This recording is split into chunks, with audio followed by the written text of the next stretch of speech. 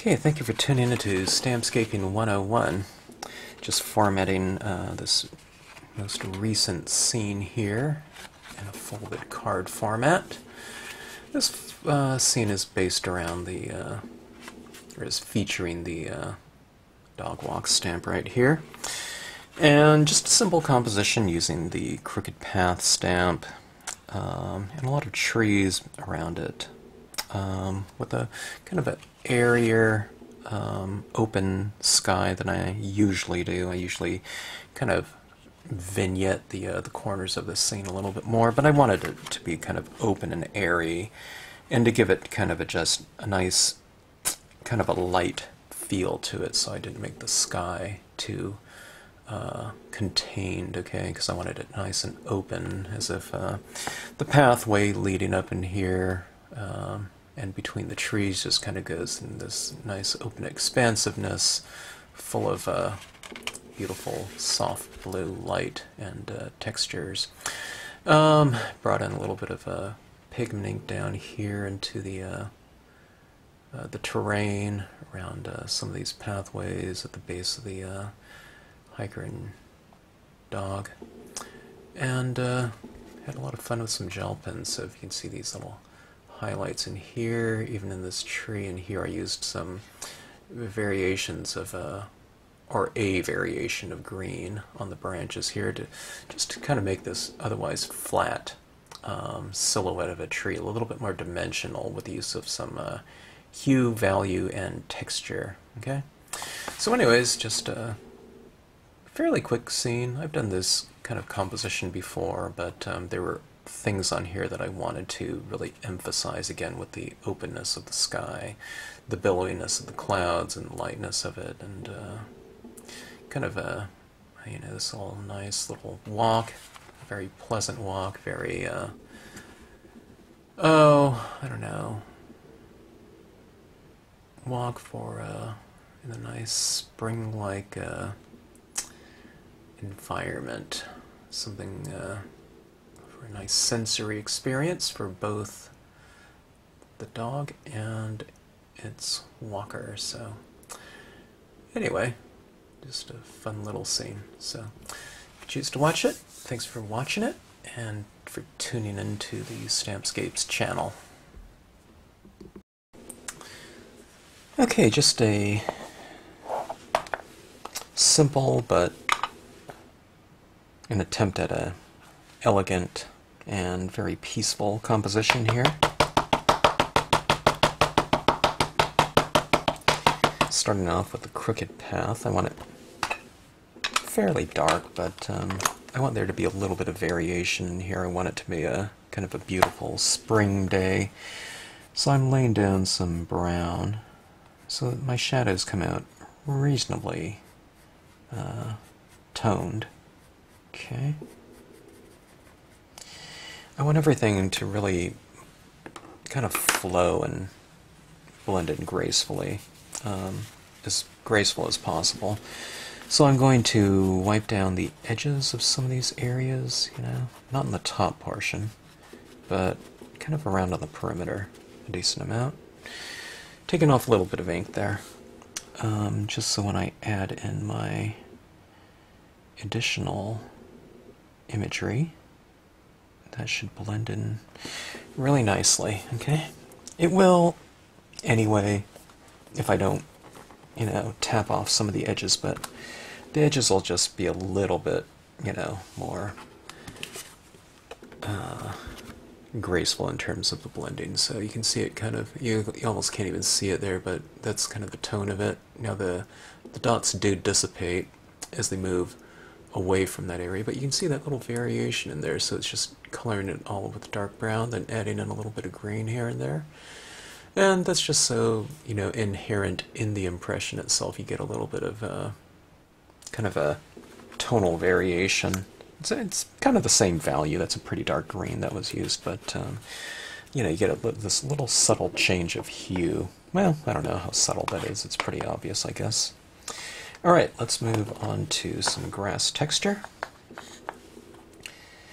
tell you what, let's do that again. I like that kind of greenish brown. Okay, this is a dark brown right here, and a dark green. It's the number 4 Marby. Going for a little bit of variation, okay? I'll just wipe the edge off a little bit.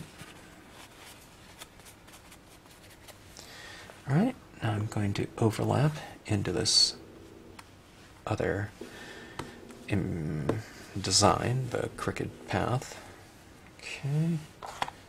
Get a little bit of green and brown in those impressions. Okay. And how about, as we move lower down in the scene, I will use just my... Oh, that was black. I meant to use dark brown, but as long as it's kind of a darker tone. Usually lower means closer to us, and I usually go darker. It's not a rule or anything like that, but it's typically the convention that I do lighter images in the background, meaning farther away, a darker image lower on the horizon, meaning closer up. And I have a video on that. It's I'm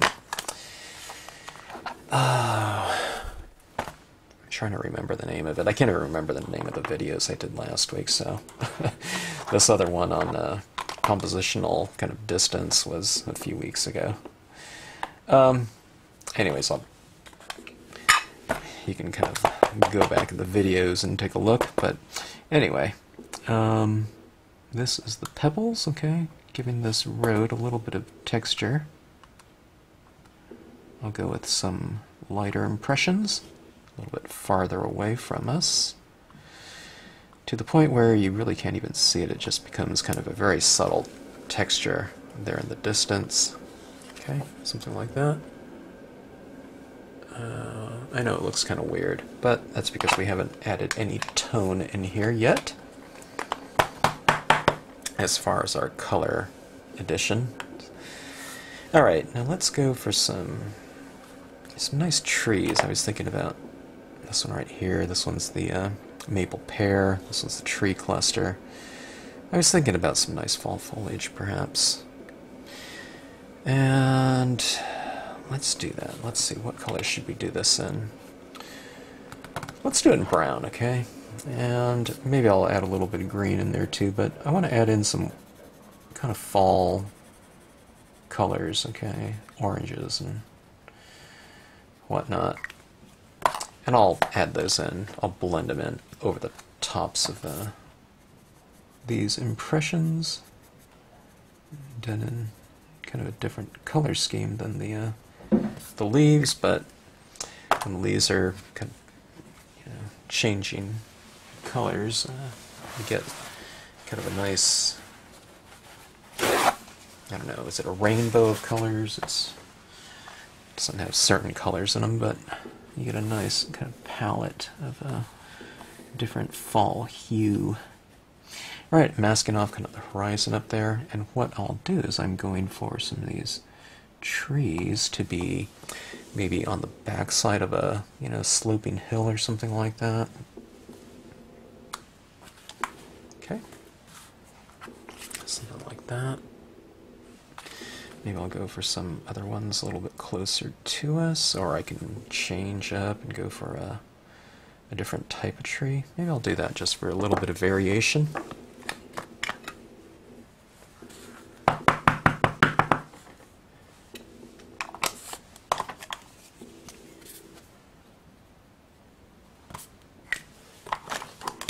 Green.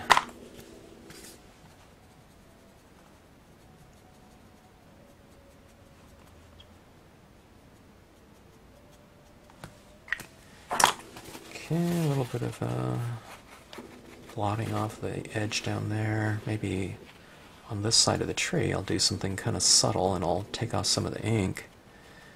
And I want this to be kind of reflective of this idea of the light coming from this direction. So if I wipe off a little bit of this tree, hopefully it stamps out a little bit lighter, as if it is catching some of the light coming from that direction, making it lighter in value on the left side of the form. Okay, so something like that. It's subtle, like I said, but it kind of reinforces the idea of light coming from over that way.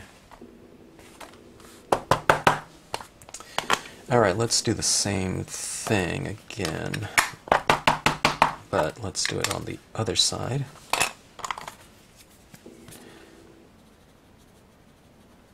Let me use a little bit more green on this one. Okay, dry paper towel. But now, on the other side, the opposite side, I'll wipe off a little bit of ink, going for a subtle value change. Okay, and maybe the light is coming from here now, so it's illuminating the right side of this tree cluster. Okay, see it right there? It's just a little bit lighter, and if you can see that right along that. Okay, so now it looks like the light is kind of coming from somewhere in the center here, because slightly lighter on the right side, slightly lighter on the left side when they're on those sides of the card, or the composition. So that's kind of your lighting, scheme there. It's very simple to do. It doesn't take too much planning. Okay, how about some more of these background trees?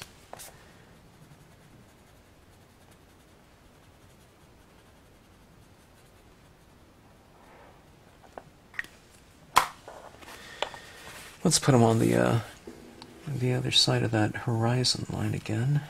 Okay.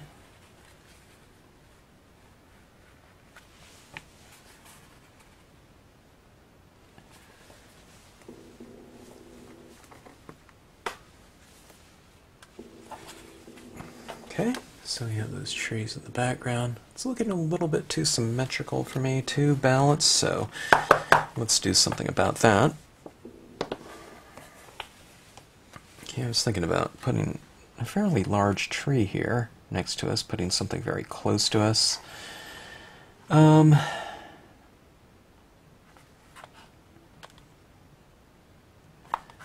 And having something very far. Okay, so I was trying to determine what that would look like. You never really know until you stamp it out.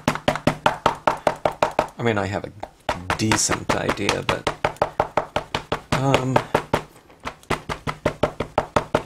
you gotta try it out sometimes.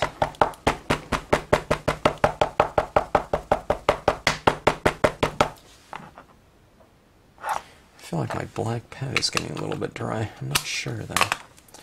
Alright, let's add some little green touches to this as well. So I laid down some black so that it would be, fairly dark. And adding this greenish tinge to it, to hopefully get a slight greenish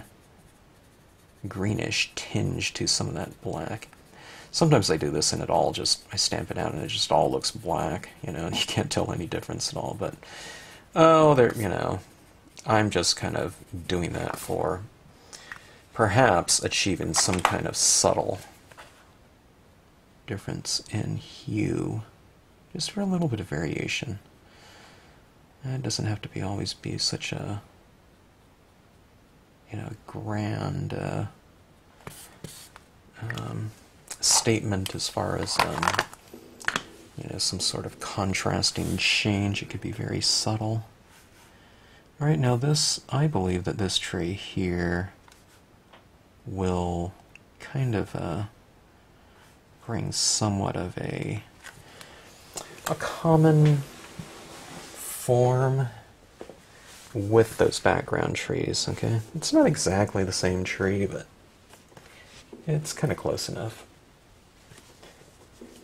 Okay, there's a lot of surface area on this tree right here, so I'm holding it down, I'm standing up, and, getting a good pressure. Don't do this with a really small stamp, because you'll be just applying way too much pressure.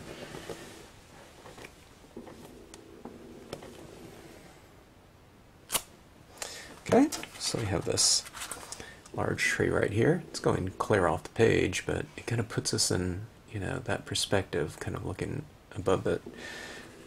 area of trees. Maybe I'll go for another one right here. Okay. It's kind of a little bit of a different vantage point.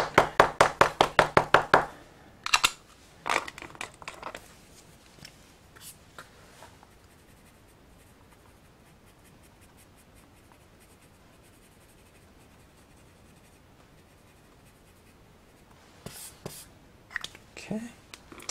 A little bit of green in here and black again. And I'll just put it right about here.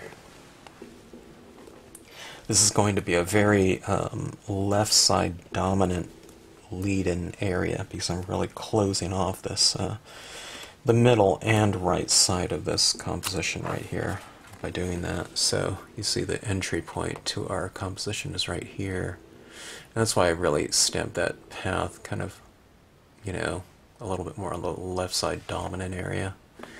Okay, so you know what, and as I was doing that, I changed my mind. I want to go for something real spring-like. I think I mentioned fall foliage. I want to go for spring. And I think that was my original idea in my head, but I forgot about it. And I kind of circled around back to it. But, I don't know, it is spring now, and I want, you know, I mean, not for some people, it's a really cold winter and snowing, but, oh, as far as the season goes, the official season right now, out here at least, in the US, it's spring. Okay, and I want some nice billowy light clouds in the sky. I'm going to leave these clouds, my sky, fairly light and airy and kind of fluffy. And this is a Memento summer sky. Okay, so it's very subtle, okay. And I just, you know, you didn't need to mask anything out because if you stamp this cloud so light, you know, I just stamped it right over the top of those trees. You know, there's cloud in the trees all throughout that area, you know, because you can see where I've stamped it out, okay? But if you do it in a much lighter form, I mean, it wasn't stamped in like a bright orange or something where it would be really obvious or where it's in the trees there, but when you have that greenish tinge and you stamp blue over the top of it, green relates to blue anyway, and that value of blue is just so light so you don't even need to worry about it. I don't know, maybe I should have worried about it. Looks like there was still some black in that stamp, but I don't know. So it gave me a bit of a grayish blue instead of a straight pure blue. So anyway, I don't know, I thought I cleaned that out. Did I use something? I'm trying to think if I used some VersaFine on it. I don't think I did. Okay, now let's tone this in. Let's go for a simple color scheme, okay?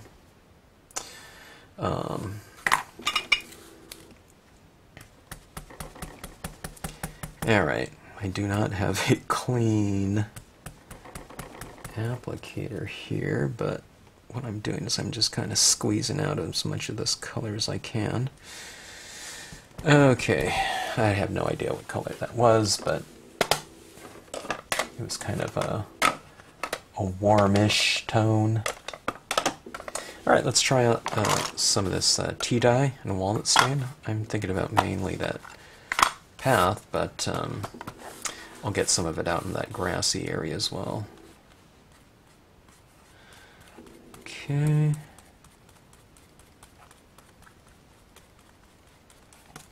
It's kind of a nice warm undertone, okay? I'm not going to make the grass look like the grass out, you know, in California where it's all dry, but this just kind of provides a nice warm base. And I'm going to leave a little bit of my pathway light, okay? And that'll be for a reason. I'm going to stamp something in there. But it's also because I want to change my, have, you know, a little bit of a value change throughout my different areas, okay? So I'm leaving a little bit of the white in some of my areas, but for the most part, with the lightest colors, you can, you know, color in a decent amount of them. But what I do is I just always say kind of oscillate it a little bit. Have some areas a little bit lighter, some areas a little bit darker within each given space. It doesn't have to be formulaic or anything like that. Just create a little bit of change here and there. And think in terms of values too. You're thinking in terms of colors and hue, but maybe in intensity, but for the most part, I try to think about it in terms of light and dark and achieving a variation with it. Okay? By saying achieving, I'm saying, allow for that, define it. So you're just defining some lighter areas, okay, through the use of shadow. In other words, just don't put the same amount of ink everywhere, okay? Like right over here in some of these trees, maybe at the base of them, I'll kind of make them a little bit darker so that the trees are now casting a shadow, okay? Down here on my path, create a little bit of a darker area to some of the path, maybe. Again, with your darker tones, although this isn't a real dark tone, this is walnut stain, by the way. It's just kind of a warm tinge, to it.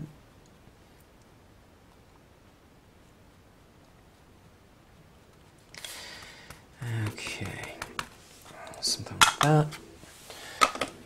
Let's stick with the distress ink. Here's green. I plan to use green on here anyway. Let's take out some of those other two colors right there. And let's see what this green looks like, okay? Looks pretty good. Kind of hitting it in mostly the same areas that I used my two previous colors. Maybe I'll come out into that later, whiter area with this green, giving it a more pure green kind of look. Okay.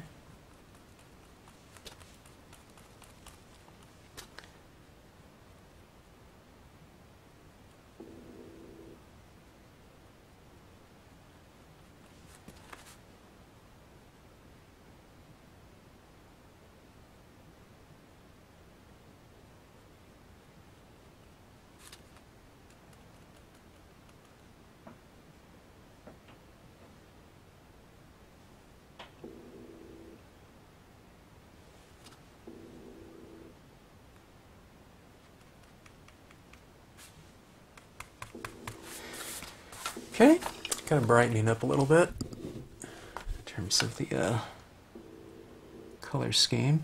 Okay.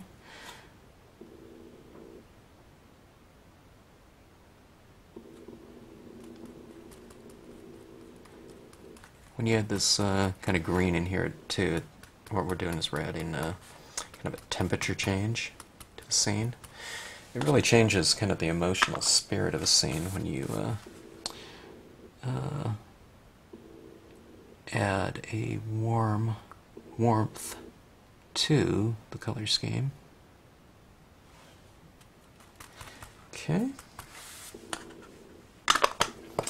Alright. Now if we really want to get quite brighter, well, let me see it. I haven't used some of these mementos. I'm looking across my table here and I see things like these, pear tart bamboo leaves and cottage ivy. This one seems pretty bright. Let's test it out. Looks similar to peeled paint. I'm trying to determine by layering this on if it could be a little bit brighter too, I think. Okay, so I'm saying that because if it's too similar, there's no use, no point in using it. But if there's a change, then that would be variation, and it's always good for a little bit of variation. Okay. Okay, kind of warming it up, brightening it up a little bit. When I say brightening, I just mean kind of in the shadow areas or layered under another color. Again, I want to keep that variation of tone in there. See how I'm retaining that lighting throughout here just by retaining some of the lighter areas in here. I don't want to tone everything out, otherwise it'll look kind of flat. because there's no tonal variation. You can see it like tonal variation on my hand a little bit, right? There's highlights and shadows and lighter areas just due to the irregular. There's shadows on my fingers, you know, like that. And that's what we're kind of going for. We're going just for some variation. You don't have to know where it should be, although you could just go off of the darker areas on the image like this. See, I'm just kind of hitting my shadow areas, right? But in the end, it just really means just to kind of oscillate it a little bit. Make an area darker, leave an area alone. So you're kind of controlling your shadows through the use of shades. I mean, your lighting, sorry, through the use of shade. In other words, if you want some area light, don't make it dark, you know. Sounds a little bit more, you know, sounds easy, and sometimes it's a kind of a weird concept because we're used to coloring everything in instead of leaving certain areas just as is, or at a certain stage maybe to be more accurate. Sometimes I don't want just the stark white of the page, so I'll kind of go over it with that base coat color, the lightest color that I would use, and then maybe I don't go over it with the medium tone, or maybe you add the medium tone but you don't go into it with the darker tone that you'll use in other areas. Okay, so that's what creates that variation, just by simply not doing everything the same. And sometimes, you know, we have to kind of fight off the urge to kind of do everything the same and to do things a little bit more selectively. It happens with me too. Okay, so you can see that there. On the image itself,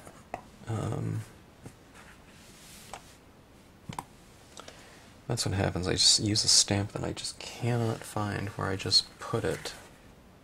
Yeah, I'll find it somewhere. Where in the world did it go? It's an incredible vanishing act. I don't think I put it down on the ground. My table's cluttered. That's a really good sign to get things kind of cleaned up here, tidied up at least. Okay, that was the cottage ivy.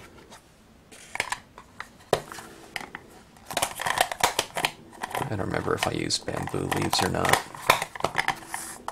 Might have not. A little bit brighter of a green, perhaps. A little bit of a change of hue. For scenic stampers. A lot of times I just don't do things, you know, a green tree green. Sometimes I do it different colors or whatnot. but I do like having a nice range of greens, along with blues especially, greens and blues, kind of scenic stamping colors. Here's my stamp. I put it upside down, but you can see where there's shadows, okay, on the stamp itself, defined by the stippling. I need to get it the focus. There we go. Alright, so these areas right in here, it just means to kind of deepen those shadows in those areas. Okay, and that's what I've done right there. You see that? Right in here, kind of made it a little bit darker. It's a little bit darker right in here, and in there I put a little streak of that green, and that's the same thing on the opposite sides. Alright, so that's how you kind of, you know, it could be kind of a general starting point. Just kind of tone in the areas that are toned in the design itself. You're just kind of reiterating the lighting scheme, you know, that's been achieved, or that's been defined, I should say, on the stamp. Okay. This is going on with the Marvy. Quite a dark green here, so I'm being very careful. I'm doing things like this type of mark, okay? Very light touch to, again, kind of define the shadows a little bit more.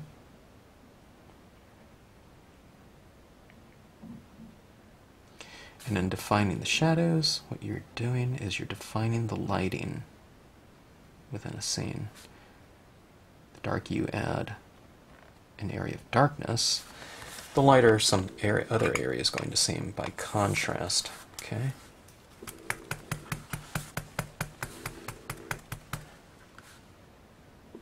Okay, I want a little bit more color here, I think. Kind of blend that out a little bit.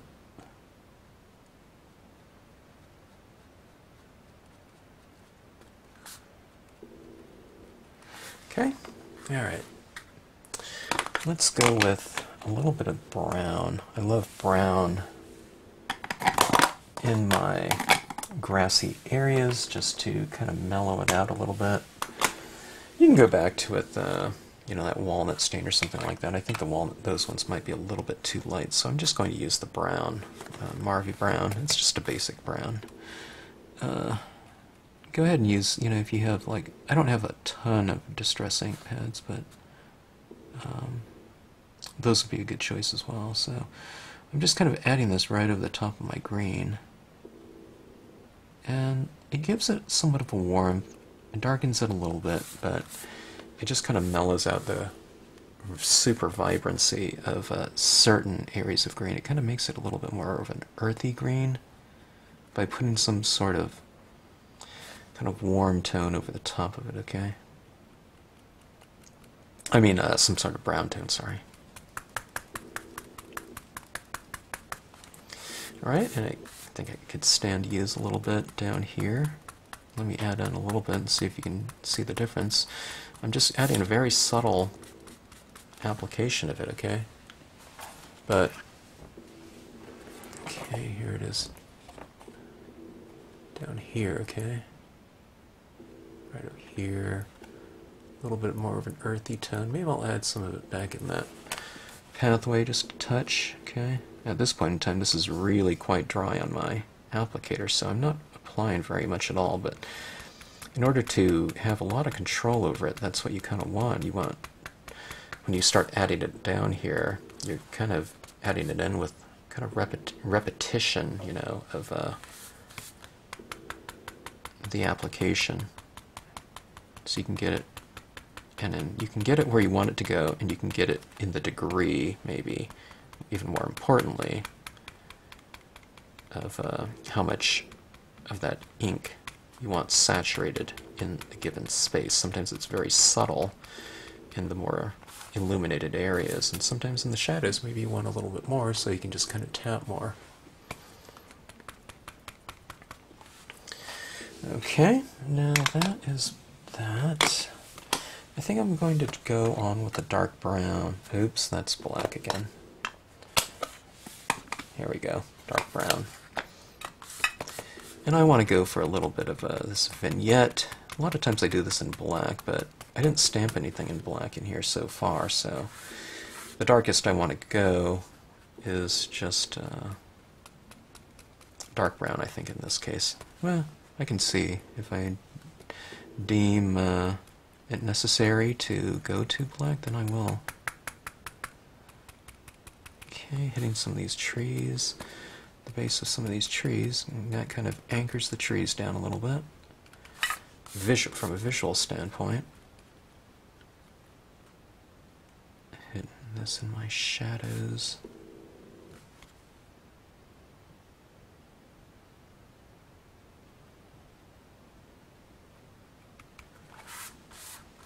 All right.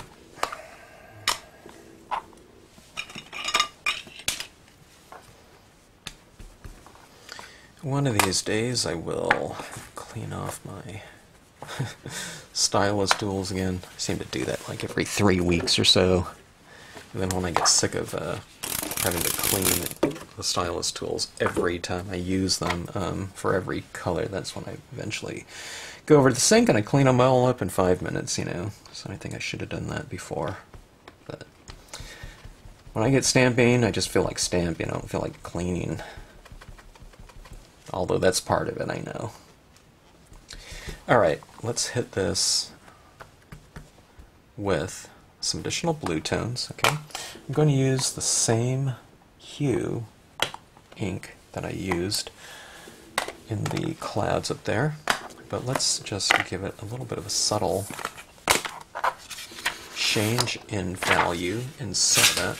And what you get is a really imbalanced card right now. You have this so rendered in terms of volumes, but this area up here is just kind of wide open, so it can use a little bit of tone as well. Okay, this is going to be very subtle. I hope the camera picks it up because this Memento Summer Sky is a very, very pale ink, okay? And then when I'm applying it down on the scene, I can barely see it, as a matter of fact, okay? So you can see what color it is there, but see applied over that area. It's just darkening it slightly, and I'll darken this area slightly to kind of match the, you know, not the value, but the finish of most of the scene, which is, you know, very, there's a lot of variation in terms of, you know, the light and shadow in there. So we'll create a little bit of light and shadow within the sky. Okay, so this is a little bit toned in. We have these clouds kind of standing out a little bit more strongly in terms of, you know, this representation of light. Let's go with this one right here. It's Salvia Blue. It's still a very light blue, okay, but just be very careful, again, that you don't just tone everything out. You want those clouds to stand out, then just don't tone out all of them, okay? By toning out some of them, putting some tone over the top of it, it makes the areas that you haven't gone over with this ink look much lighter by contrast, okay? Alright, that's some of my blue. To create a little continuity, I often put some of these colors down in my area. And I can do this because this blue that I'm using is very, very light in value, okay? So, I mean, it's, you know, not a big thing to have, you know, that slight bluish tinge right in here, reflecting that kind of, you know, soft blue light of the sky, okay? You can see some of that blue in here, probably a little bit too. It creates kind of a nice little glow, I guess you could say. And it's a little bit of a temperature change. Alright, so that looks good to me. Now, let's add in the star of the scene, which is this dog walk stamp.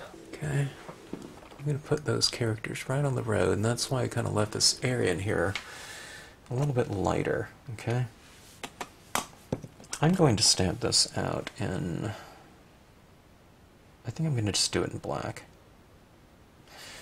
Alright.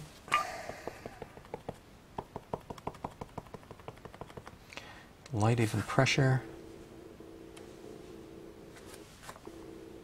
Bottle green. I'm not obviously colorblind or something today. I'm value blind. That sure looked like black to me right here. But it's the green. Yeah, you can see it's green now. And here's the black. They kind of look similar, don't they? That's my excuse. Okay.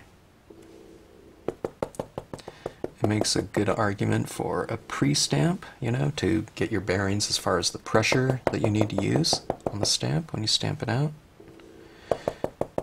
See those shadows down there? Remember how we were kind of blotting off some of the edges of our stamps? I can do the same thing down here, and the shadow will kind of dissipate a little bit. And I'll put them around here.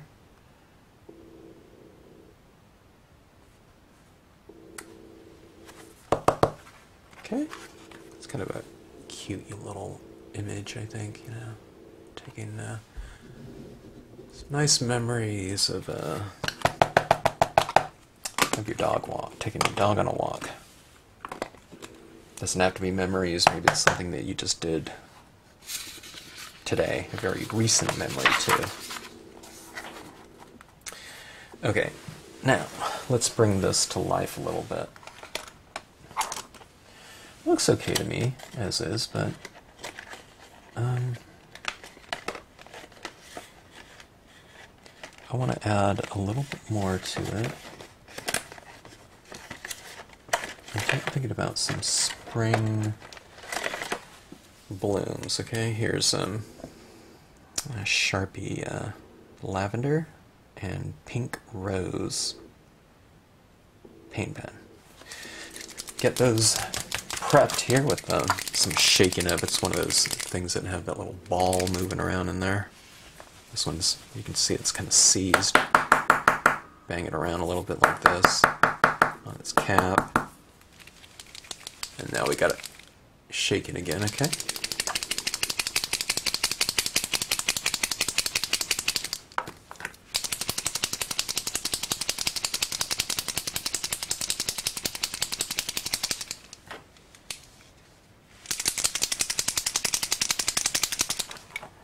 Okay. Some nice, beautiful flowers out in the meadow.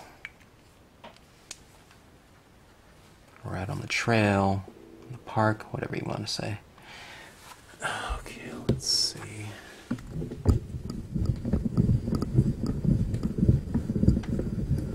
I don't know if you can see those right there. See that there's a slight tinge of that lavender. I'm going to add a little bit of a kind of a cluster type of application with these gel pens, or paint pens.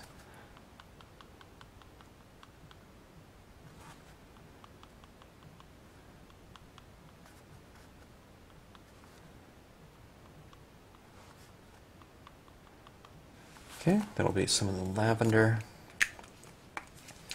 Maybe some of those flowers are catching more light than others, so I can add some of this pink.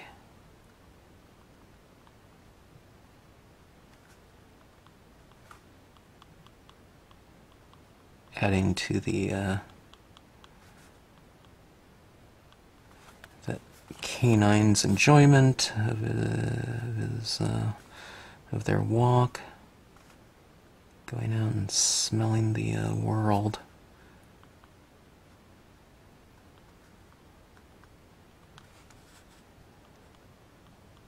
A very fragrant walk, maybe.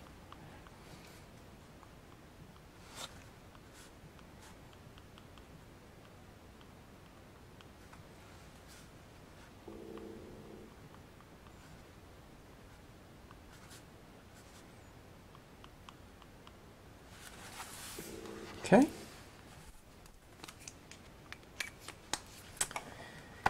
I like some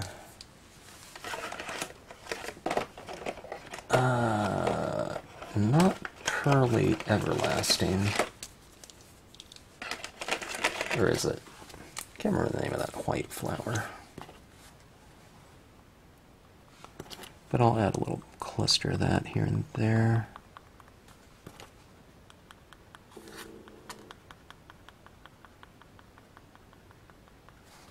I'll give it its own kind of little area. This is just kind of bringing a sharp little kind of point of light, colored little speck of illumination to some areas. Now this is just, I don't know, I'm just going into this path here and illuminating some of these rocks, the pebbles that I laid down in those areas, just to give a little bit of a variation to this trail. Maybe those boulders are a little bit, those pebbles are too big for that road, but hey, who cares? It's just a little bit of texture. Okay, let's see. Tell you what, let's add some green maybe to some of these trees. Let me see. Let me shake this one. This one's a green paint pen. I think I will employ the use of some additional greens to, if they'll read, which I'm not sure they will, using some of the my gigantic set of gel pens. Okay, but we'll start off with this paint one. Okay, just adding some little green textures. I don't know how well that looks. It's almost too much lighter, but I'll get some little details in there. See that? I don't know. It's almost too light, or too much of a change in hue, maybe.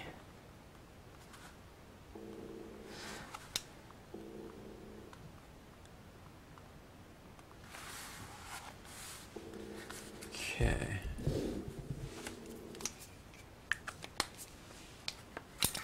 Well, I don't know. Not too bad.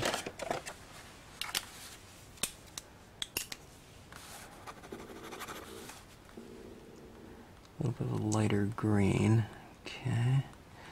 These pens are kind of a cheaper variety. I did a video, an unboxing of those.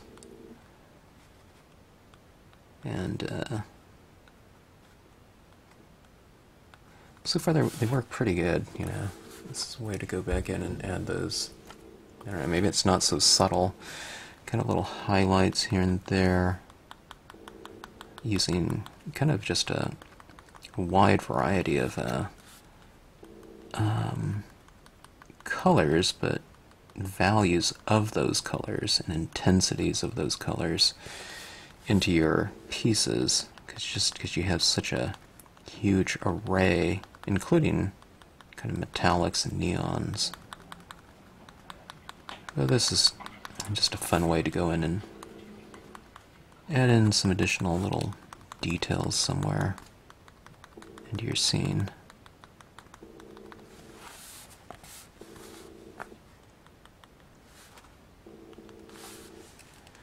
Okay, hopefully it looks kind of lively.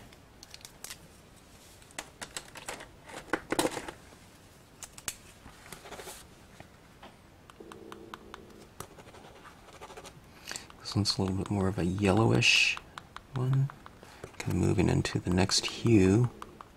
There's a little bit of green in it though. Maybe on some of these branches.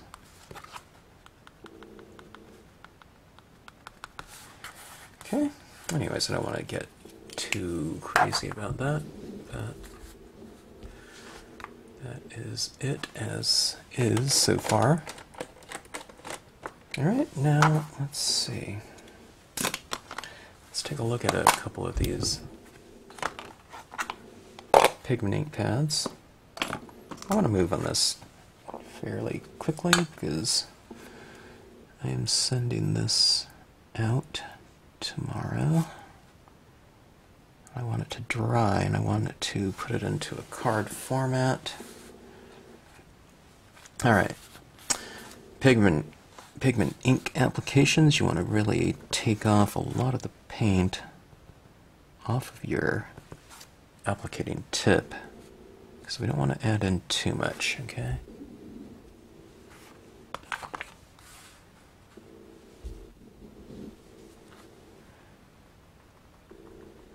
And I'm just going to, I don't know, I'm making this kind of glowing light at the end of the maybe trail here. So we'll put these trees in a little bit of a kind of a beautiful glowing light, soft light maybe.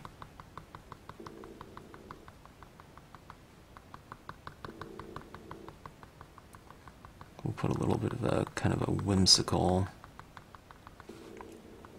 soft pathway leading up to the horizon there. I don't put it everywhere. We want some of those areas of the trail to be just as is, just so that everything's just not all soft. I think it looks, a little bit more effective to kind of mix it up a little bit, unless you're doing a whole scene, making a statement about, like a whiteout or fog or something like that, which might look good too, but when it's going to be this kind of just a different type of touch or subtle texturing over something, then I don't put it everywhere, okay? Remember where we kind of kept some of our trees a little bit lighter by mopping off some of the ink before making the impression? I'll just reiterate it again with some of this ink right here, so that tree is now kind of being illuminated by center lighting. And the same thing over here, I can do that over here, this tree. Put a little bit of light, white ink on it. Kind of, again, kind of making a statement about kind of light direction. See that right there? That side of the tree is now lit. So was that one right there. It's not big balls of paint that I'm laying down, okay? That'd be just too much. But this right here, my applicator is very dry now. See, I mean, even when I dab it on my hand, you can barely see anything, right? And that's kind of what you're going after. You want that consistency, otherwise you're going to leave blobs of ink everywhere. Got to be careful, because most people's pigment ink pads, especially new ones, are going to be really, really loaded with ink, and they stay that way for a really long time. I'm talking years, unless you live in, a really dry climate or something like that. And it's kind of dried out faster. Or you just simply, like this pad, here that I'm using, I've just used it so many years. Okay, putting the people in a little bit of fog as well. Kind of makes it a little bit more dreamlike, I guess. Okay, and put some of it in the banks of flowers, I guess.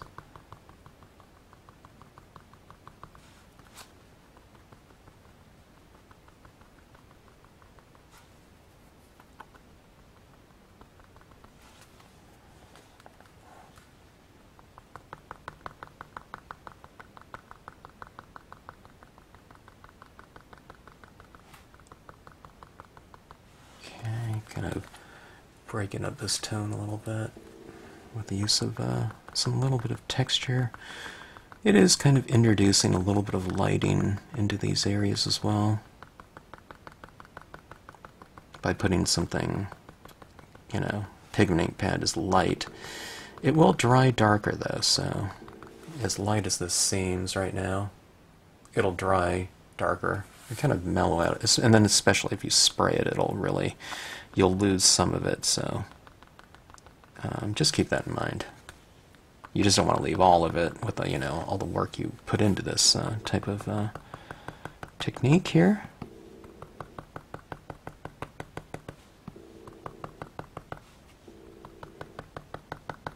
Put in some of my clouds. It's a very light area, so you really can't.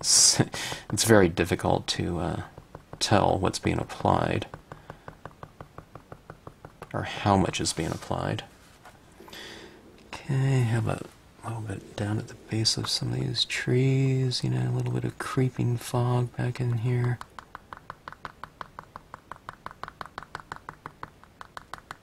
Yeah, a little bit too much. What I do is I just dab some of it off my finger most of the time.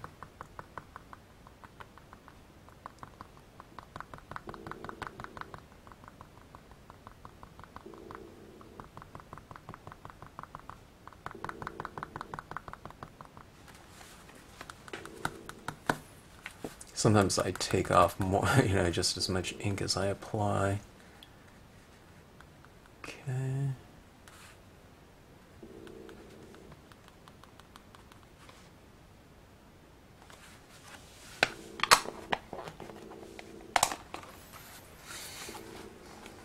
Let me see something here. Let me go back to one of my other pens, like this one. I'm going to put some highlights on some of these foreground branches right here. Or see if I can. Just to give my foreground tree some slight and very subtle variation, okay?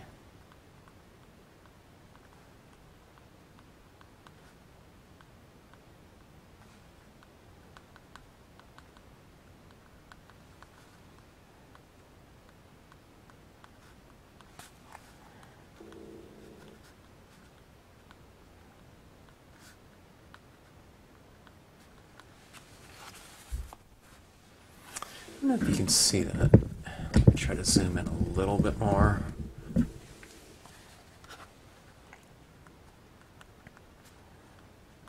I just wanted to add a little bit of a kind of a dimension, you know, to this flat, otherwise flat impression. I wanted it dark, but I think it could benefit from a little bit of this subtle highlighting on some of these tree branches, the leaves down here. See that? So I'm just going for some dimension within the foreground itself. You know, we want things to look a little bit closer to us here, farther back here, but you can make things look within the designs themselves. You know, a little bit of a near-far dynamic within, say, even something as like the branches. Let me see if I can show you a little closer. Here we go. See these green touches right in here? That's just with this pen right here. So, trying to really enjoy the capabilities of having a range of values within a given medium, and the gel pens are just, you know, a lot of fun to use too. I mean, otherwise this color is like a neon color, right? But you put it on top of this dark branch, dark tree, and the marks from this pen are fairly translucent, so it doesn't look quite as light as you'd think it will, because the darker color underneath is showing right through it. Okay, so that's that right in there. Slightly more dimensional. You can see where I didn't use it at all over here, but over here you can see little subtle marks maybe. I can put some of it up in my other trees as well. This one's very brown, but you can use that on there. Actually, it became a little bit more brown than I wanted, so let's add some green right back over the top of it. It won't be green, but you get a little bit of variation. Same thing over here.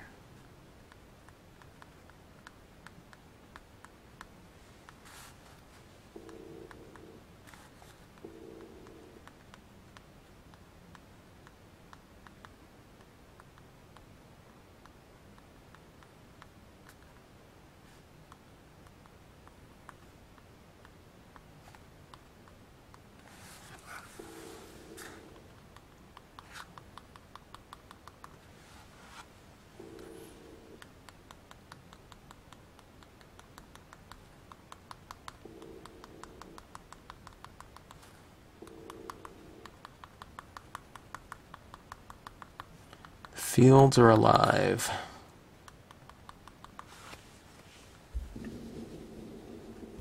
Alright, so that is that.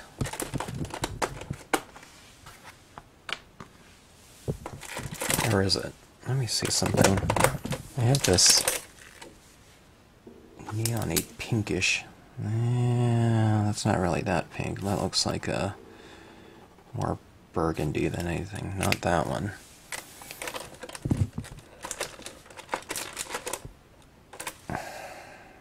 Try this one. There we go. Let me see here. Is this the first one? Nope. I was going to say, is that the first one to fail on me? I haven't had any problem with these pens at all as far as clogging. I haven't used them a lot, so that was just banging on that one's probably more of a matter of it kind of getting it flowing, you know. Alright, just a little brighter, little, it's like pointillism or something like that in like painting styles. Okay, something a little bit brighter. Anyway, let's take a look here. Pretty simple composition. I've done it similar types of compositions before, but I think this is the first time I put this larger tree in here. It puts us on a slightly higher vantage point looking into the scene. We have this area open down here for a visual lead-in, and our eye kind of goes out there towards the light, and there's a little bit of a variation in values on those trees. Just going over it with the pigment ink. Pigment ink is down here in the form of, I don't like this underneath here too much. Let's take some of that off. You can just kind of rub it right off. In the form of some fog or just illuminated, I don't know, moisture in the air. And it gives it kind of a softer feel in some of those areas, which is nice. Let's see, this tree on this side, a little bit too harsh. Let's put that a little bit farther back in space, in distance, okay? Let me try my Hero Hues Unicorn. This one's a lot thicker and newer too, you know, so. But where I want it to go, I want there to be a pretty decent kind of application of it, so I'm not worried about it going on too thick.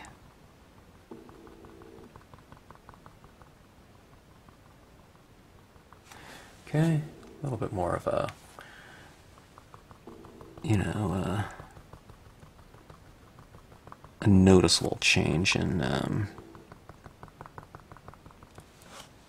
value in terms of, you know, the distant trees.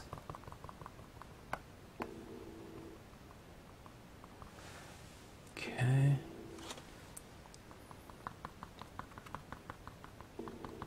Kind of illuminate the characters a little bit more with the use of it's kind of spotlighting in some ways.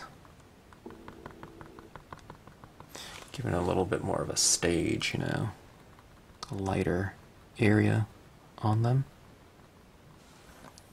Okay, so something like that.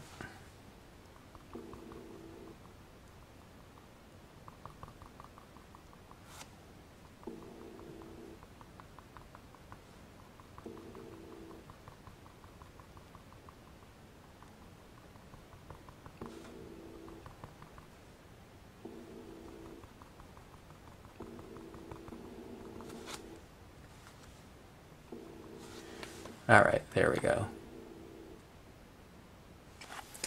Okay.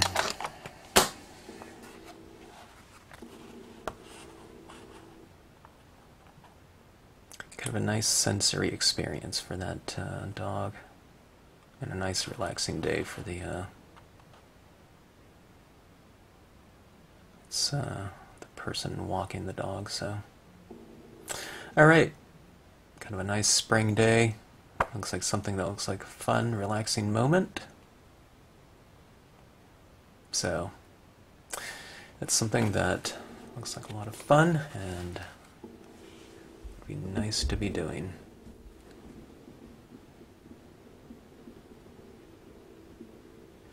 Thanks for watching.